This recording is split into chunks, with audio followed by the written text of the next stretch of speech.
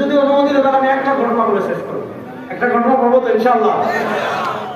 আচ্ছা, আমাদের আজকের সভাপতি আমাদের রংপুর জুম্মাপাড়া হযরত মাওলানা ইউনুস আলী হাফিজাহুল্লাহ তিনিও চলে আসছেন। আমি 2 মিনিটে একটা ঘটনা আপনাদেরকে একটা কারগুজারি শোনাবো। একটা কারগুজারি শুনিয়ে আমি আপনাদের থেকে বিদায় নেব।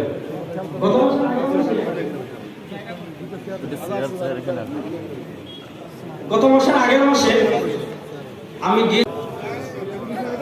أعوذ بالله من الشيطان الرجيم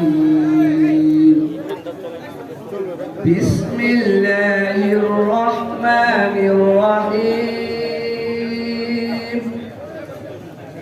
وأما القاسطون فكانوا لجهنم حطبا وأن لو استقاموا